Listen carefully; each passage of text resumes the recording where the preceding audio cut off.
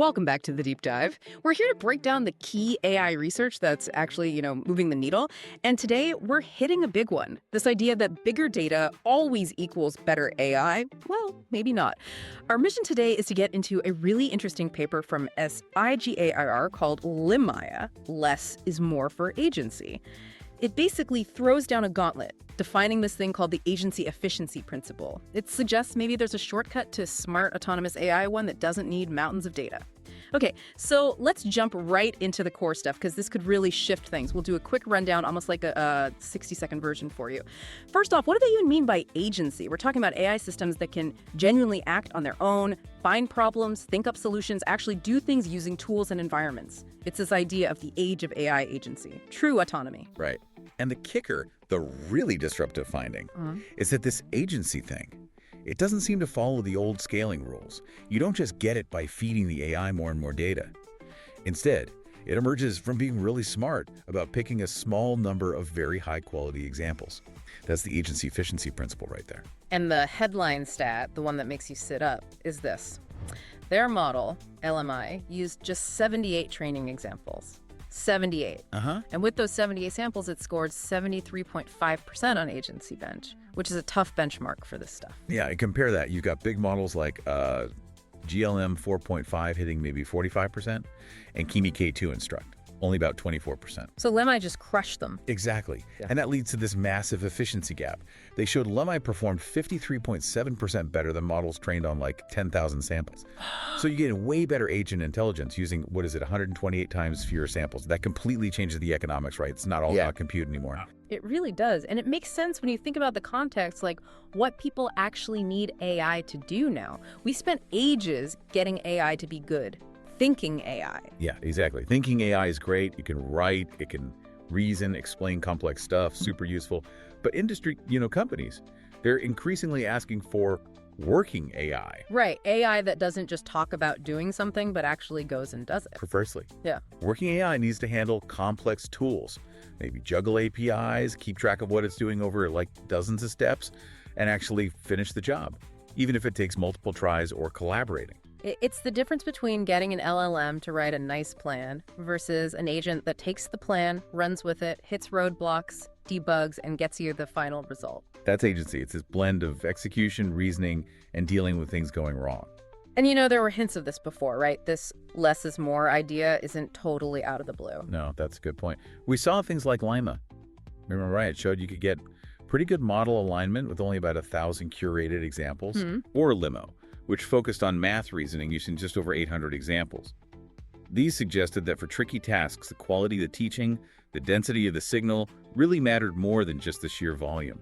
So Lyma and Limo hinted at it for alignment or reasoning, and Lyma is basically saying, yep, this applies to full-blown agency too. Okay, so what did they decide was the essence of agency? What specifically did they need to teach with these few examples? They zeroed in on what they call high-stakes knowledge work. Tasks that take a long time, involve multiple steps, and are pretty complex. They mainly tested it on two big areas, vibe coding and research workflows. Let's break those down a bit. Vibe coding, that sounds cool, but what is it? It's not just writing a bit of code in isolation. It's more like real-world software development. Jumping into an existing project, understanding code someone else wrote, maybe debugging weird issues, using Git, working in a local environment, the whole collaborative mess. Okay, so complex teamwork, basically, and research workflows. That's mimicking the scientific process.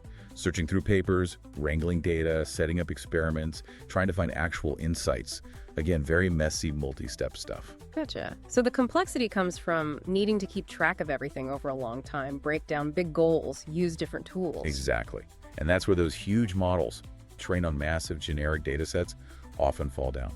They might forget what they were trying to do by step 15, Which brings us to the really clever part. How did they build this tiny data set of 78 samples that could teach all that complexity? How do you avoid just teaching it to ace those 78 specific problems and nothing else? Right, that's the core of it. They formalize the whole learning process. It starts with a query. What's the task you give the agent? And then the key is the trajectory. That's not just the answer. It's the entire sequence of steps the expert agent took to solve the query. everything. And this trajectory isn't just a simple list, right? You mentioned dense learning signals. What makes it dense? Okay, so each action, a day, within that trajectory is broken down into 3 crucial parts. This is kind of the secret sauce. First, there's model reasoning. Think of this as the agent's internal thought process, its plan, why it's choosing the next step. Ah, okay. Like showing your work in math class. Exactly. Second, model tool calling. This is the agent actually using a tool like calling an API in a structured way. And third, maybe the most important bit, environment observation. This is the feedback. What did the tool return? Did the user give feedback? Crucially, did an error happen? And how did the agent notice and plan to recover? Okay. That makes a lot of sense. You're not just teaching the right path, you're teaching the whole messy process. Think, act, see what happens, react, maybe backtrack, try again, just like a human collaborator would. But I gotta push back a little here. 78 samples, even if they're super dense, isn't there still a risk of overfitting? And creating these perfect, detailed trajectories sounds incredibly time-consuming for, like, PhD-level experts. Does the cost just shift from buying BPUs to paying expert curators? That's a totally fair question, and yeah, the cost absolutely shifts. You're trading compute cost for human expertise cost. Ah. But the paper argues, and the results seem to back this up, that the ROI is way better. Investing heavily in crafting those 78 perfect teaching moments gives you a model that understands the underlying principles of how to solve complex problems, how to collaborate, how to use tools effectively. It learns the rules of the game, not just memorizing the outcomes of 78 specific games. That's why it seems to generalize better. Okay, interesting trade-off. So where did these magical 78 queries actually come from? Were they just made up? No, they were really careful about authenticity. 60 of them were real-world problems gathered from actual developers and researchers. Sometimes they even pulled research tasks directly from published academic papers, so grounded in reality. Real problems people actually face. And the other 18? Those were synthesized, but strategically. They used GPT-5, but not just to invent stuff. They had it generate queries based on pull requests from major GitHub repositories, ones with over 10,000 stars. Ah, so based on actual code changes in popular projects? Exactly. And they filtered them too. They looked for PRs with meaningful changes, but not overwhelmingly huge ones, limiting the code difference, the diff patch, to under 1,200 tokens. They wanted complex but manageable tasks reflecting real collaboration. Smart. And how did they capture all the agents' actions, the tool use, the environment feedback for these trajectories? They used a specific tool called the SII-CLI. It's basically an environment built for this kind of agent work. It integrates lots of tools, and crucially, it logs everything the agent does, the reasoning, the tool calls, the results in high fidelity. That's how they captured those dense trajectories. And these trajectories were long, right? Even with only 78 samples. Oh yeah, the average trajectory was over 42,000 tokens long. The longest one hit something like 152,000 tokens. Wow. That's like capturing potentially hours of back and forth problem solving in a single training example. It's the total opposite of just feeding it millions of simple question-answer pairs. Precisely. And that's maybe why just scaling data doesn't work as well for agency. Generic data treats all tokens kind of equally. LIMI focuses on tokens within the context of this deep, structured, collaborative activity. Okay, let's get to the proof, the results. How did this approach actually perform on AgencyBench? So as we said, LIMI, which was fine-tuned on the GLM 4.5 base model, got that 73.5% average score, which is impressive. But how it won is also insightful. Let's look at a couple of key metrics they highlighted. Okay, first one. FTFC, first turn functional completeness. What does that actually tell us for the tech folks listening? Right. FTFC basically measures how much of the task requirements the agent gets right on its very first try. Did it understand the goal and plan the main steps correctly right away, or did it need hand-holding and hints just to get started? It's about how well it gets off the starting blocks. Makes sense. And the score? LIMI hit 71.7% on FTFC. The best baseline score from the regular GLM 4.5 was only 37.8%. Whoa, that's almost double. A 33.9 percentage point jump. So it really did learn better initial planning from those 78 examples. It seems like it.